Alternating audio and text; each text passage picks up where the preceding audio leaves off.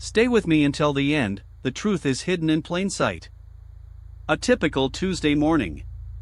I wake up to the sound of my alarm blaring in my ear. It's a typical Tuesday morning. I roll over and slap the snooze button on my iPhone. My wife is already up, getting ready for work in the bathroom. I lie in bed for a few more minutes, listening to the sound of the shower and the occasional clink of her jewelry on the counter. I finally get out of bed and head to the bathroom to start my morning routine. As I brush my teeth, I glance over at my wife, who is now standing in front of the mirror, styling her hair.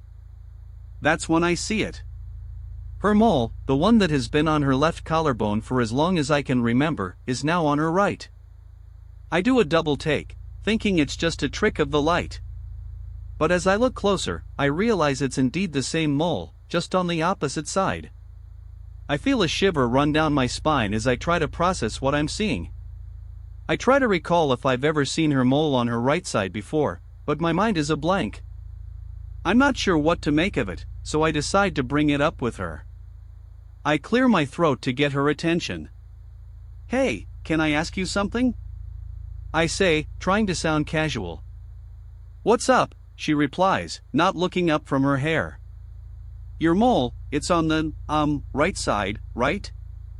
I stammer, trying not to sound too accusatory. She looks up at me, a confused expression on her face. "What do you mean?" "It's always been on my right side," she says, her voice firm but calm. I feel a surge of confusion and anxiety. I could have sworn it was on her left side. I try to think back to all the times I've seen her without her shirt on, but my memories seem hazy. I start to doubt my own sanity. Scratching the surface. I try to brush it off as a simple mistake, but the image of her mole on her left side is still etched in my mind. I start to feel a sense of unease, like something is off. I decide to do some digging, to see if I can find any evidence that her mole was indeed on her left side. I start by looking through our old photo albums, searching for any pictures of her without her shirt on. As I flip through the pages, I see picture after picture of her with the mole on her right side. I start to feel a sense of doubt, wondering if I've just been misremembering all along. But I'm not ready to give up yet. I start to search online, looking for any information about moles that can move on their own. I come across a few articles about skin conditions that can cause moles to change shape or color, but nothing about them actually moving to a different part of the body. I'm starting to feel frustrated, like I'm not getting any closer to the truth. I decide to take a break and clear my head, hoping that I'll come back to the problem with a fresh perspective. As I'm walking around the block, I notice a small antique watch repair shop that I'd never seen before. The sign above the door reads "Established 1962", and the smell of old leather and metal wafting out onto the sidewalk catches my attention. I feel a sudden sense of curiosity and push open the door to venture inside. The watch repair shop. As I step inside the shop, I'm immediately struck by the dim lighting and the musty smell of old clocks and watches. The air is thick with the scent of leather and metal, and I can hear the faint ticking of clockwork mechanisms. The shop is small, with rows of old watches and clocks lining the shelves. Behind the counter, an old man with thick, round glasses looks up from his work and smiles. "Can I help you?" he asks, his voice low and gravelly. I show him a picture of my wife's mole on my iPhone, and he nods thoughtfully. "I've seen this before," he says, his eyes sparkling with interest. "It's a rare condition, one that affects only a handful of people." He leans in closer, his voice dropping to a whisper. "It's not just the mole that's the problem. It's the fact that it's been moved, deliberately and with precision."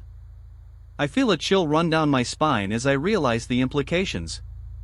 The old man hands me a small, leather-bound book.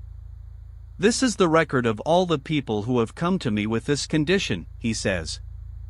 "It's a long list, and it goes back decades." As I flip through the pages, I see names, dates, and descriptions of the treatments they had received. The entries are cryptic, but they seem to suggest that the people who had this condition were not just random victims, but were instead part of some larger pattern. A sinister pattern. As I continue to flip through the book, I start to notice a sinister pattern. Many of the people who had this condition had reported strange occurrences and feelings of being watched. Some had even reported finding strange objects in their homes, objects that they had no memory of buying or owning. I start to feel a sense of unease, wondering if my wife is in danger.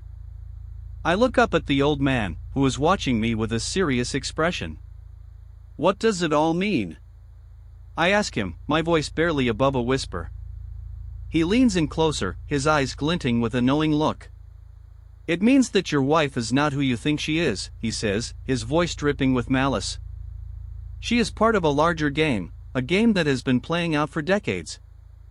I feel a surge of anger and fear, wondering what kind of game my wife could be a part of. I demand that the old man tell me more, but he just smiles and says that I'm not ready for the truth. I realize that I need to get to the bottom of this, to uncover the truth about my wife and the mysterious mole on her collarbone. The revelation. I finally stumble upon the truth as I'm flipping through the book. I see an entry from 47 years ago, with a name and a date that makes my blood run cold. It's the name of my wife's mother, and the date is the day she was born. I feel a wave of shock and horror as I realize that my wife's mole is not just a simple birthmark, but a mark of something much more sinister. The old man's words come back to me, she is part of a larger game, a game that has been playing out for decades. I start to piece together the clues, and a terrifying picture starts to emerge. I realize that my wife's mole is not just a mole, but a sign of a dark and malevolent force that has been at work in our lives. I feel a sense of dread and fear, wondering what other secrets my wife may be hiding. The room starts to spin, and I feel myself stumbling backwards, the book falling from my hands. The last thing I remember is the smell of old leather and metal, and the sound of the old man's voice, whispering in my ear. "You're just starting to understand." The haunting image. I'm left with a haunting image, a picture of my wife with the mole on her right collarbone. But it's not just the mole that's haunting me, it's the look in her eyes. A look that's not quite right, a look that's almost calculated. I'm left wondering, what else is she hiding? What other secrets is she keeping from me? The image is etched in my mind, and I'm not sure if I'll ever be able to shake it off. I'm left with a sense of unease, a feeling that my whole world has been turned upside down. And I'm left with a question that I'm not sure I'll ever be able to answer. What does it mean to really know someone? Now that you've heard my story, I want to ask you, what do you think is really going on? Is my wife part of some sinister plot, or am I just losing my mind? The full written version of this story is available on my blog, link in the description below. If you want to hear more stories like this, be sure to like and subscribe for more psychological thrillers and mysteries. Let me know in the comments what you think is happening, and maybe together we can uncover the truth.